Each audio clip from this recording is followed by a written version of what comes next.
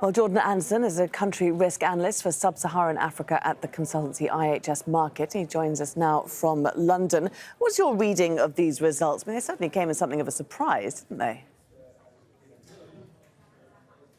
Well, absolutely, yes. So as an election result coming, the key dynamic that this is going to change is this really rules out any possibility of having unified opposition protests post these elections coming out. For example, as we might have seen in response to a Shardari victory.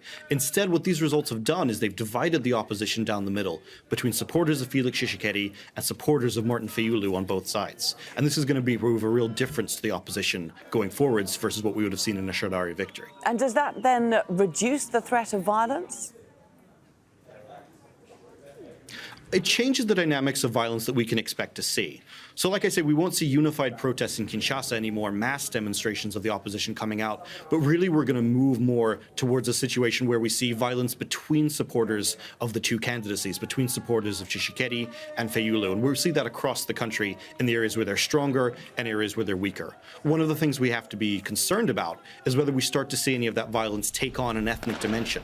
So whether we start to see anti-Luba violence or violence against other ethnicities originating in the Kasai, and whether that draws reprisal violence in the Kasai itself. These are all new dynamics that move into the violence amongst the opposition now that we're going to see them be divided rather than unified. And it was never looking likely to be a smooth transition, was it, this first democratic transition of power in the Democratic of Congo? Should the other key opposition figure, Martin Fayulu, should he accept this result?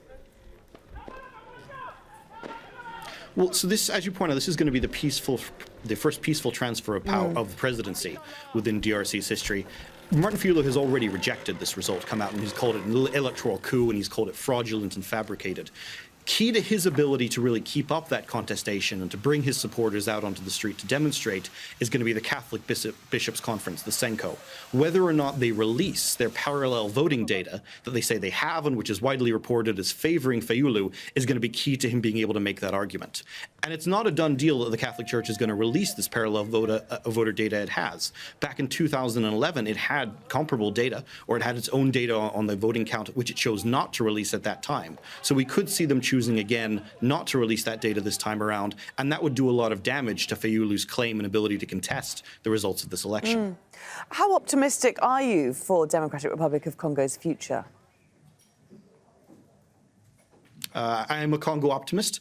I believe in that. Like I say, the patterns of the violence are going to shift, and certainly there is going to need to be a rapprochement to have a real peaceful transfer of power taking place. Simply the fact that this result has been announced doesn't mean that all the grandees within the ruling party and within the military were brought along and were on board with this decision. So really there's going to have to be a rapprochement and a reconciliation between Tshisekedi and those elites if we're going to see a peaceful Tshisekedi presidency coming in and remaining in place in Congo. Oh, let's hope that optimism is warranted. Jordan Anderson, thanks very much for taking the time to join us from London.